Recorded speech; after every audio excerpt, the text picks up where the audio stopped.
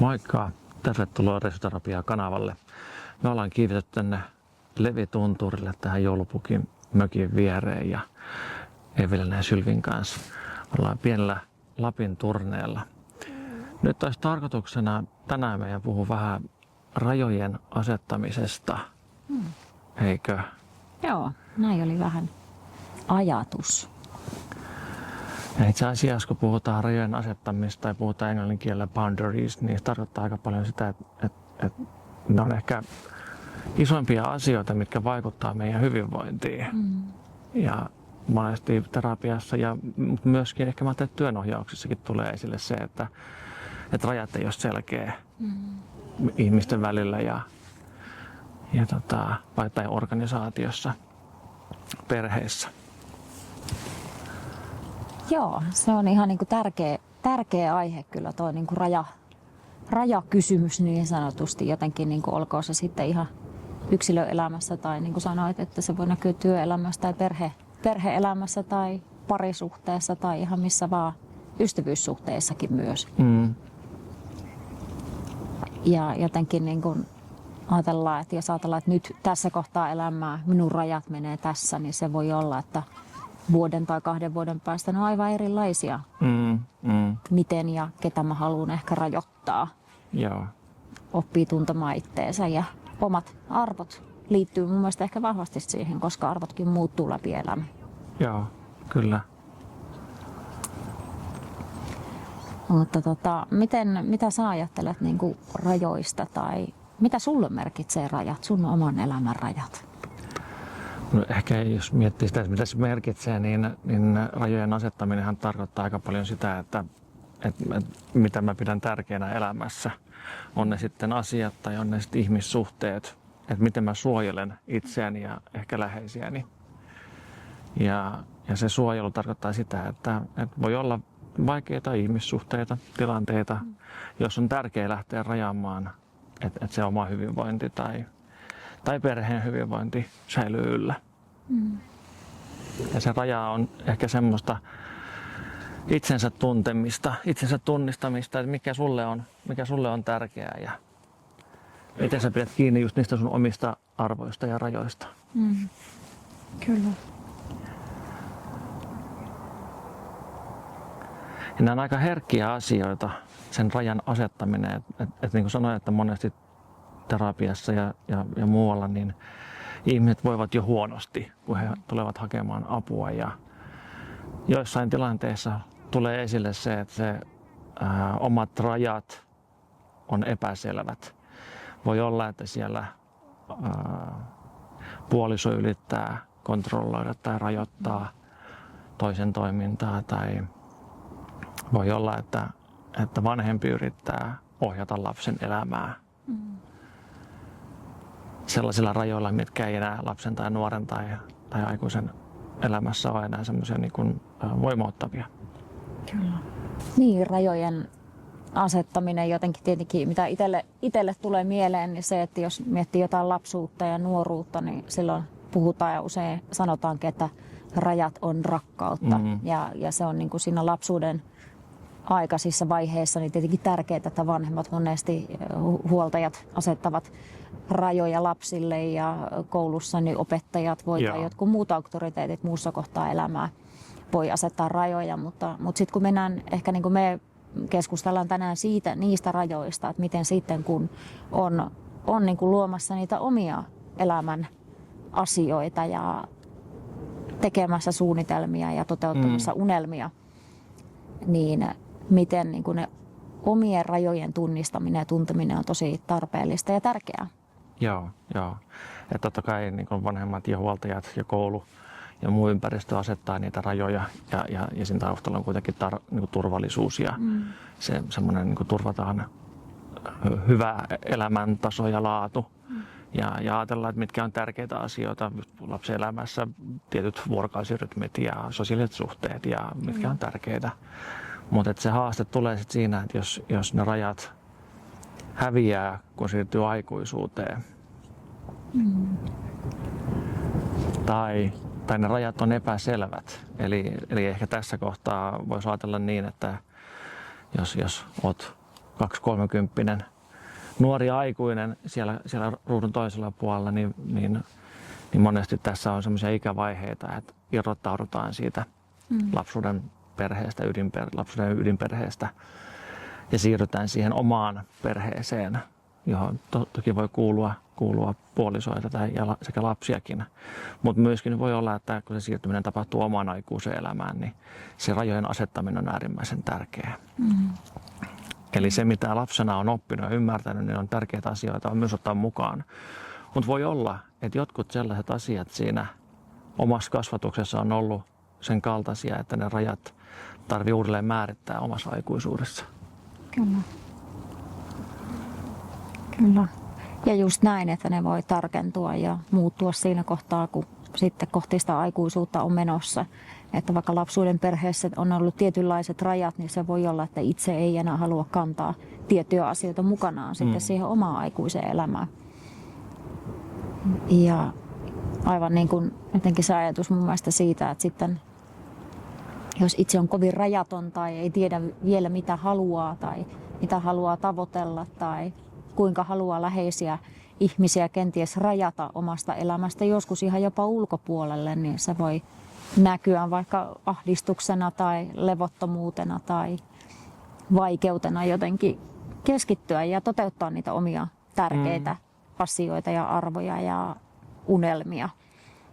Et siinä voi niin kuin lähteä oirehtimaan siitä, että tuntuu pahalle. Joku voi miettiä, että miksi musta tuntuu näin pahalle, mutta se voi olla, että siellä on kenties joku toinen henkilö, joka ylläpitää omalla niin kuin ehkä haluaisi luoda jonkunlaista turvallisuutta ja omista lähtökohdista käsin, mutta se, että jos minä itse en koe sitä niin kuin hyvänä, niin minä voisin kokea sen ahdistuksena ja sillä, että joku estelee tai joku rajoittaa minun elämää.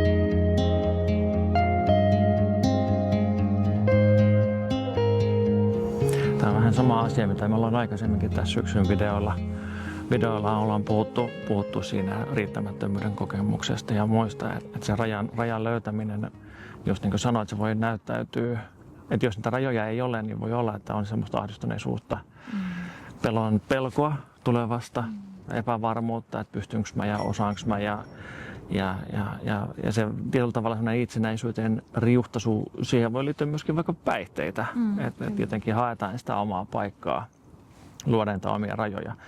Ja tässä kohtaa on se just tärkeää, että miten se muu ympäristö reagoi sinun rajaamiseen. Koska sitten jos siellä on pelkoja, huolta ja vaikka eri kaltaisia mielenterveyden haasteita, niin Sylvi, älä mene sinne, rakas. Niin he voivat ruveta rajaamaan myöskin, että nyt sä et saa tehdä noin ja sun pitää mennä tähän paikkaan opiskelemaan ja et saa tehdä tollaisia valintoja elämässään, koska ne eivät ole hyviä valintoja. Ja se nuori aikuinen voi siinä vähän rimpuilla ja miksei myöskin vanhempi aikuinen. Tämä nyt ei tarkoita pelkästään nuoren aikuisen elämää, vaan voi olla ihan asiakkaana on ollut 4, 50, jopa 60-vuotiaita ihmisiä, joilla on ollut hankaluuksia läpi elämän sen rajan asettamisessa ja ihmiset ovat käyttäneet hyväksi.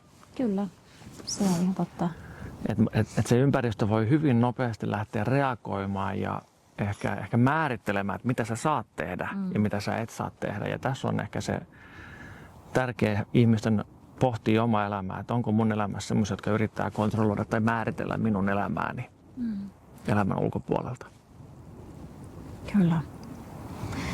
Ja sillähän se sitten tuleekin, että jos jotenkin se, että jos löytää vaikka ja huomaa niitä, se voi olla keskusteluissa toisten ihmisten kanssa tai vaikkapa terapiassa tai työnohjauksessa tai ihan vaan niin kuin ystävän kanssa keskustelussa.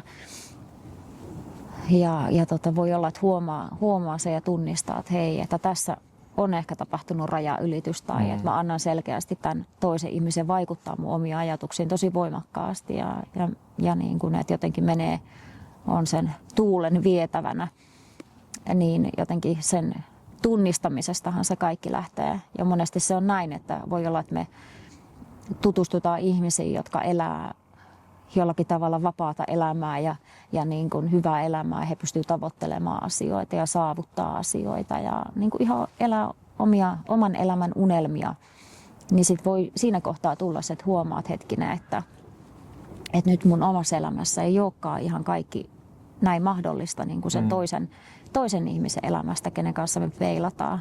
Niin se voi olla, että se lähtee ihan tämän kaltaisista asioista, se, että lähtee tunnistamaan sitä, että hei, nyt mun täytyy jotakin muutoksia ehkä elämässä tehdä. Kyllä.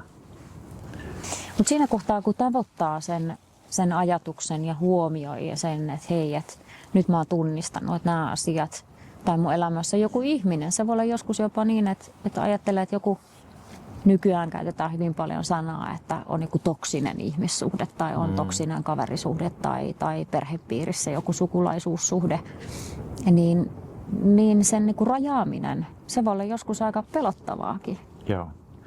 Joo, ja tämä voi olla se yksi syy, että minkä takia ihmiset ei lähde tekemään niitä rajoja ja asettaa rajoja niille tärkeille läheisille ihmisille, koska siellä voi olla pelko yksin jäämisestä ja voi olla pelko, että ei pärjää elämässä, ellei ole sitä äitiä tai isää kertomassa, että missä kuuluu asua ja missä kuuluu tehdä töitä ja minkälaiseen suhteeseen kuuluu mennä. Tai että se vanhempi opastaa omaa lastaan oman niin lapsen kasvatuksessa, että miten kuuluu lapsen lasta kasvattaa, niin jotenkin se voi olla pelottavaa jäädä yksin. Ja sen takia sitten jäädäänkin niihin vaikeisiin ihmissuhteisiin ja voidaan huonosti. Ja sitten aletaan selittää, että nyt mulla on tämä keskivaikea masennus, pitkittynyt ahdistuneisuustila ja haetaan niin kuin lääkityksellä tai jostain muusta haetaan sitä syytä siihen omaan vaikeaan tilanteeseen. Et sen takia nämä, niin kuin, tämän rajojen asettaminen ja oman elämän löytäminen, niin se on sen mielenterveyden hyvinvoinnin kannalta yksi olennaisimpia asioita aikuiseksi kasvamisessa. Joo. Ja tämä nyt ei tarkoita sitä, että nyt pitäisi lyödä kaikki välit poikki ihmisiin, jotka ovat kuormittavia, vaan tärkeintä on ehkä tässä kohtaa lähteä keskustelemaan, että hei, että toiko sä mulle aina soitat silloin, kun sulla on vaikeaa tai sulla on ollut elämässä hankalia tilanteita ja mä olen aina ollut sua kuuntelemassa. Ja sitten kun mulla on vaikeaa, niin sä et kuuntele minua ollenkaan. Et siinä voi olla, että se on niin kuin ettei ole vastavuorosta se ihmissuhde. Niin, sen kaltaisesti sanoit siitä, että voi tavallaan, että jos se ei ole vastavuorosta se, että toinen vaan aina oksentaa niitä omia ongelmiaan. Toi on aika tärkeä pointti jotenkin, että sitten voi niin kuin sitä lähteä siltä kantilta miettimään. Jotenkin tuli itselle mieleen se ajatus jotenkin siinä, että jos on niin kuin vaikka silloin, jos miettii, kun me tutustuttiin ja muista, kun puhuttiin siitä, ehkä sekin on myös rajojen asettamista, puhuttiin siitä, että minkälaista parisuhdetta toivoo ja jotenkin mulle jäi mieleen se, että niin kun keskusteltiin asiasta, että haluaa niin kun sen tasavertaisen kumppanin rinnalle eikä niin, että tarvitsee kannatella toista.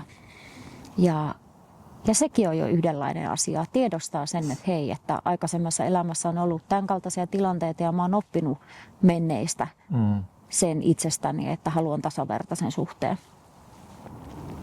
Ja sekin on niin kuin just nimenomaan, että kun tietää mitä haluaa ja mikä on niin kuin itselle hyväksi, niin sen ääneen sanottaminen.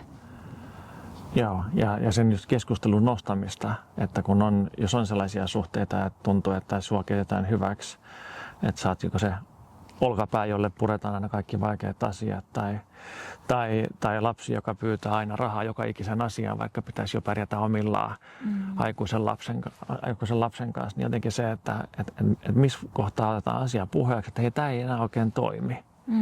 Tämmöinen niin kuin suhde, riippuvuussuhde tai muu ei enää toimi. Et nyt meidän pitäisi ehkä miettiä jotenkin, että miten se kaveri tai oma vanhempi tai sitten oma lapsi, että miten sä pääset ottaa sen oman vastuun siitä omasta elämästä ja kantaa sitä oma korttas kekoon siinä kohtaa, että sä pärjäät ilman sitä, että sä joudut antamaan omaa energiaa ja kuormitut myöskin niiden muiden sanomisesta ja puheesta. Että löytää se niin kuin puheeksi ottamisen tavan. Kyllä. Ja se on ensimmäinen. Mutta tämäkin voi olla vaikea, koska sitten siinä voi tapahtua sillä lailla, että siinä tulee semmoinen välirikko ja tulee syyllistämistä ja voi tulla uhriutumista, että mä oon sulle aina kaiken antanut ja olen sinusta aina huolehtinut tai mitä tahansa muuta. Et sitten kun lähtee asettaa niitä rajoja, jopa ihan vaan keskustelun näkökulmasta, niin siellä voi tulla semmoista vastahyökkäystä ja reaktiota, että sulla ei ole oikeutta vaatia tälläin, tai sulla ei ole oikeutta tehdä tällaisia rajoja, tai sulkea tiettyjä ihmisiä ulkopuolelle.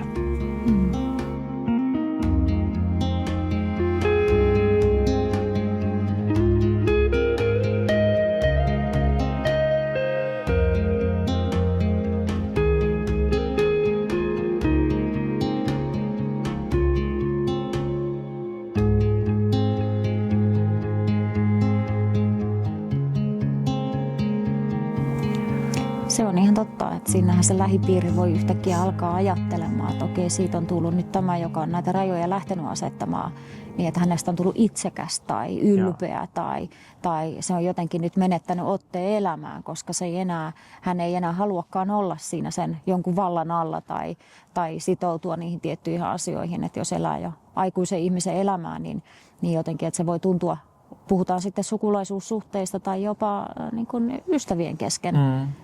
Tai työpaikoilla. Ei suostukaan olemaan enää se heittopussi, joka suostuu tekemään kaiken duunin muiden puolesta. Niin, nimenomaan. Koska muuthan tietää sen siinä työpaikalla, että se yksi kun tulee paikalle, niin se tekee. Se hoitaa. Ja sitten kun se yksi ei enää hoidakaan, niin siitä tulee ongelma siitä, joka on aikaisemmin tehnyt niitä asioita. Että se rajan ylläpitäminen ja vetäminen, niin se näkyy kyllä niin monella kentällä. Kyllä, joo. Ja se on ihan totta. Jotenkin sillä niin kuin kuuntelin just yhtä podcastia, mikä oli ihan mielenkiintoinen. Nyt en nimeä satu samaan päähän, mutta siinä puhuttiin justiin rajojen asettamista ja oikeastaan niin kuin, siinä oli tämmöinen niin kuin miellyttäminen oli teemana ja itsensä tunteminen ylipäätänsä. Niin siinä just niin kuin puhuttiin, että mä ajattelen, että tähän rajojen asettamiseen liittyy just tämä miellyttäminen. Että jos nyt otetaan vaikka tämä työpaikka-esimerkki, että aina on tämä, joka suostuu tekemään kaikki toistenkin duunit mukisematta ja nämä ihmiset tutustuu siihen miellyttäjään. Ja sittenhän se on niin kuin, se ei ole todellinen hahmo, koska se on ikään kuin näytelty hahmo, se miellyttäjähahmo. Ja se voi he niin kuin ikään kuin tutustuu täysin uuteen ihmiseen silloin, kun henkilö ei enää miellytäkään. Hän on tunnistanut omat rajat ja nämä niin kuin oppinut tuntemaan itsestään tämän puolen ja mitä hän haluaa niin kuin elämässään viedä eteenpäin. Niin se on näille toiselle ihmiselle aivan kuin uusi ihminen. Joo. Ja jotenkin, että mieluummin sitä, vaikka se on pelottavaa, asettaa niitä rajoja ja kieltäytyä asioista, niin kuin, mitkä tunnistaa, että ei enää palvele itseään, niin se on aivan varmasti tosi pelottavaa. Ja siinä ihan varmasti tulee sitä vastarintaa. Joo. Ja tuommoisessa tilanteessa, kun joku rupeaa toimia niin kuin omien arvojen mukaisesti ja alkaa asettaa niitä ihmissuhteisiin ja asioihin rajoja, niin jotenkin tämmöistä ihmistä lähdetään määrittämään ulkopuolelta, että no sillä on varmaan omassa parisuhteessa jotain ongelmaa ja silloin varmaan päihdeongelmaa ja ruvetaan selittelemään sen toisen ihmisen käytöstä tämmöisen niin kuin psyykkisten häiriöiden kautta, vaikka ei kyse ole millään tavalla häiriötilasta, vaan itse asiassa itsensä löytämisestä. Mutta muut ehkä joutuu selviytymään itsensä kanssa sillä, että siinä tulee se, että se rajanvetäjä on se syyllinen tähän kaikkeen huonoon tällä hetkellä. Ja monesti myöskin sit ne, jotka asettaa niitä rajoja, niin syyllistyykin siihen, että kai musta on sitten joku vika, että onko mä sitten jotenkin vaan niinku viallinen tai onko mulla nyt vaan semmoinen masennuksen tila tai masennussairaus, mikä vaikuttaa mun omaan olemiseen tässä kohtaa. Kyllä. Mutta kyllä se raja-asettaminen näkyy ihan parisuhteissa. Se, että jotenkin automaatiosti voi olla, että perheessä tapahtuu roolituksia, että mikä kellekin on ok. Toinen hoitaa tietynlaisia asioita arjessa, toinen toisenlaisia asioita. Mutta jos tuntuu, että se on kuormittavaa ja se ei ole tasapainosta ja muuta, niin se on samalla tavalla, että otetaan puheeksi, että hei, tämä asia ei voi enää niin meidän suhteessa mennä näin. Ja nämä on oikeasti tosi vaikeita asioita ottaa puheeksi, koska siellä on se pelko, että mä jään yksin tai mitä jos mä oon väärässä tai mitä ne muut ajattelee, että jos me vaikka erotaan tai että jos mä tässä sairastun, niin mitä ne muut mahtaa siitä ajatella. Mutta se on tosi tärkeää ottaa niitä asioita puheeksi. Ja sitä kautta lähteä selvittelemään sitä, että miten mä haluan oma elämäni elää. Ja onko tämä suhde sellainen, missä mä haluan olla, jos minua vaan käytetään hyväksi. On se taloudellista hyväksikäyttöä tai seksuaalista hyväksikäyttöä tai muuta.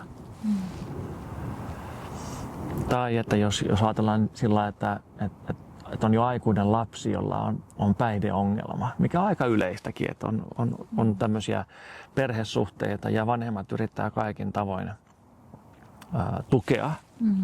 tukea lapsensa elämää ja yrittää saada hänet hoitoon ja tekee kaikkeensa sen lapsen puolesta, jotta niin kuin asiat muuttuisi parempaan suuntaan.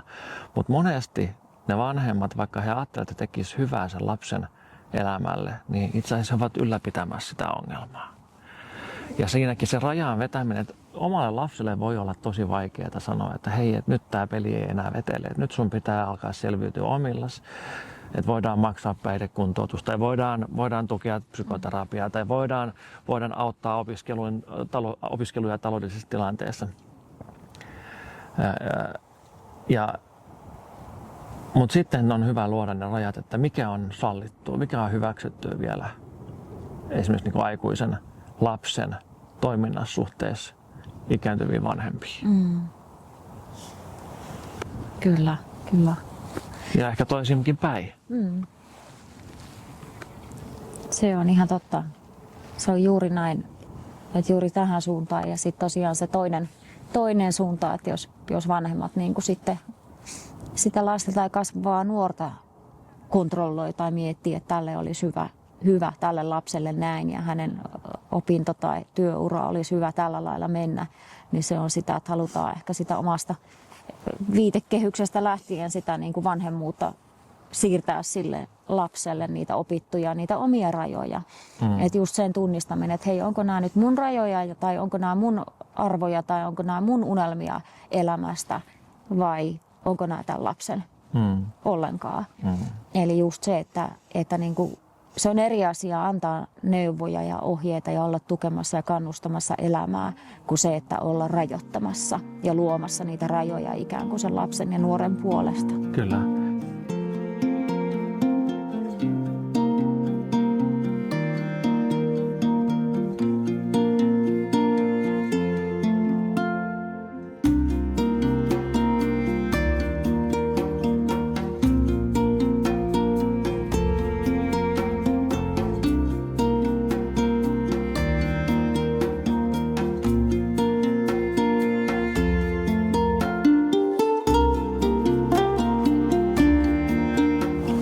Sitten on hyvä huomioida, jos miettii sen lapsen nuoren aikuisen käytöstä, että jos hän on hyvinkin tommonen, tosiaan se voi näyttäytyä erilaisina psyykkisinä haittoina, ahdistuksen tunteina ja vaikka sen päihteiden käytön kanssa tai jonkun muun riippuvuustekijän kanssa, siellä voi olla syömishäiriö tai siellä voi olla tämmöistä hyvin voimakasta liikuntaa, että jotenkin löytää sen oman paikkansa. Niin jotenkin vanhemmalle se, että jos siellä on tosi läheinen suhde tai kontrolloiva suhde sen lapseen, niin se lapsi tarvitsee entistä voimakkaamman irtioton. Ja se voi näyttäytyä tämmöisenä käytöksenä esimerkiksi päihteiden kanssa tai aggressiivisuutena vanhempaa kohtaan. Ja jotenkin vanhemman on siinä kohtaa oivallettava ja hyväksyttävä se, että on kuuluu niin kuin lapsen ja nuoren omaan kehityskasvuun, ihmisenä kasvuun. Ja että miten siinä kohtaa voisi lähteä tukemaan ja kuunnella, vaikka se lapsi valitsisi ihan erilaisen uran, mitä hän on vanhempana ajatellut lapselleen parhaaksi. Tai valitsee ihan erilaisen puolison tai kumppanin tai seksuaalisuuden suuntautuneisuuden, mikä vanhemmat olisi toivoneet. Niin siinä kohtaa juuri antaa sille nuorelle ja tukea, kunnioitusta ja arvostaa sen nuoren valintoja, vaikka kuinka vaikealta se tuntuisi hyväksyä. Koska pidemmässä juoksussa se nuori pysyy sen aikuisen lähellä läpi elämän. Mutta huonommassa tilanteessa ne välit voi katketa. Se on ihan totta. Niin, kyllähän se on tosi pelottavaa. On se sitten tosiaan vanhempana sitä lapsen elämää katsoessa ja huolehtiessa ja miettiessä, että kykeneekö ja osaako se lapsi tehdä niitä oikeita valintoja niin sanotusti. Mutta siinä ei voi kun tukea ja olla kannustamassa rinnalla ja luottaa siihen, että hän vaikka sitä kantapään kautta oppia tekee tai välillä niin kuin sanotaan, että hakkaa päätä seinään jonkun asian suhteen, niin sekin on joskus läpikäytävä. Kyllä. Mutta että se luottaminen ja uskominen siihen, että hän kasvaa ja tekee omat valinnat ja se on lopulta sitten siinä kohtaa sen aikuisen lapsen vastuu omista päätöksistään, mutta se ei tietenkään tarkoita sitä, että on se lapsi sitten minkä ikäinen tahansa, niin totta kai se vanhemman huoli aina voi olla. Kyllä. Ja se äidin ja isän sydän siinä läsnä. Mutta jotenkin ehkä niin kuin kokonaisuudessaan kun ajattelee, niin just tämmöisen niin kuin omien rajojen asettaminen ja niin kuin niiden löytäminen, niin se voi olla tosi pelottavaa. Ja se voi olla toisaalta myös se voi olla pelottavaa, mutta se on myös jonkun uuden alku. Kyllä. Että siitä voi syntyä jotain hyvää ja kun menee taas kohti lähemmäs sitä, että kuka minä olen ja mitä minä elämältä haluan. Ja joskus se voi olla, että siinä vähän rajoitetaan ja joutuu elämästä pois sulkemaan joitain ihmissuhteitakin kenties. Tai sitten jopa vaihtaa työpaikkaa. Sekin voi olla näin. Että jos huomaa, että siinä on jotakin sellaista ristiriitaa, mikä ei sitä omaa hyvinvointia tue, niin se vaatii uskallusta ja mun mielestä aika paljon rohkeutta. Joo. Ja vertaistukea, että jos sulla on ihmisiä, jotka ovat luoneet niitä rajoja ja voivat hyvin, niin kannattaa kysellä, että hei, mitä sä oot tehnyt, miten sä oot päässyt omaan elämään kiinni. Ja yksi semmoinen, jos miettii nyt rajan asettamista, että ennen kuin lähtee asettaa rajoja, niin on hyvä puhua siitä, että hei, että toi sun käytös ei ole soveliasta, se ei ole hyväksyttävää. Mä koen kuormitusta siitä, kun sä toimit minua kohtaan näin. On sitten kyse parisuhde, ystäväsuhde, vanhempisuhde, lapsisuhde tai työpaikka tai mikä tahansa. Että se puheeksi ottaminen on se ensimmäinen askel. Ja sitten on sitä, mitä me aikaisemminkin ollaan puhuttu usealla videolla, että mistä mä löydän ne omat, mun elämäni tavat ja normit ja ihanteet ja miten mä haluan elämääni elää. Ja sitten tehdä niitä päätöksiä sen oman elämän eteen siitäkin huolimatta, että ympärillä on paljon kriittistä puhetta tai paljon kriittisiä muita ääniä. Kyllä. Jotka yrittää kampittaa sua sen hyvän elämän etsimisessä. Joo. Ja ehkä tuohon vielä jotenkin siihen kaiken kukkuraksi niin päälle, että ympäröidä itsensä niin kuin semmoisilla ihmisillä, ketkä tukee niin kuin sinua ja minua ja meitä kaikkia niissä meidän valinnoissa ja jotenkin olla samaa henkistä porukkaa ja jotenkin ketkä ei niin kuin rajoita, vaan ehkä päinvastoin niin kuin tukee ja kannattelee ja on päästämässä sua elämään sitä elämää, mitä sun kuuluu elää. Et nimenomaan ympäröidä itsensä semmoisilla hyvillä tyypeillä. Joo. Ja jotenkin se on tosi tärkeää. Joo, kyllä. Ympäröi itsesi sellaisilla ihmisillä, jotka tukee sun hyvinvointia. Joo. Ja välejä ei tarvitse laittaa katki, mutta voi olla, että joskus etäisyys on ihan hyvä. Joko kilometrillinen etäisyys tai sosiaalinen etäisyys tai muu. Tärkeää on ehkä se, että löytää se sun oma tapa, miten sä haluat elää, siitäkin huolimatta, mitä muut sun toivoo elävän. Ja se on se raja-asettaminen ensimmäinen vaihe. Okei. Täällä alkaa tulla vähän viileä täällä levillä ja Sylvikin alkaa olla vähän levoton, että pitäisi varmaan lähteä vähän jo liikenteeseen. Kiva, kun olette ollut siellä kuuntelemassa meidän keskustelua tässä rajojen asettamisesta Evelinan kanssa. Ja niin kuin sanottiin ihan alkuun, niin tämä on itse asiassa äärimmäisen tärkeä asia ihmisten oivaltaa, että se oma hyvinvointi lähtee omista rajoista. Ja jotta sä tiedät, mitkä ne sun rajat on, niin kannattaa lähteä tutustumaan siihen, että mitkä kaikki asiat sun elämässä tuntuu hyvältä. Mitkä suhteet tuntuu hyvältä ja mitkä niissä suhteissa ja elämän asioissa on niitä, mikä tuo sulle sen hyvän olon tunteen. Ja sitten ehkä myös miettiä, että mitkä on ne tilanteet ja asiat ja ihmiset, jotka tuottavat kuormitusta, pelkoa, syyllisyyden kokemuksia. Ja miettiä, että voisiko heidän kanssa ottaa puheeksi heidän rooli sun elämässä? Eiks niin? Joo, kyllä. Varmaan kuule näihin kuviin ja näihin tunnelmiin nyt päätellään sitten tällä kertaa tätä keskustelua. Joo. Ja me taidetaan nyt jatkaa hetken matkaa kävelyä ja varmaan vähän kuvaillaankin tässä matkan varrella Kyllä. vielä juttuja lisää. Yes. Mut hei, seuraavaan kertaan. Se on moikka. Moi moi!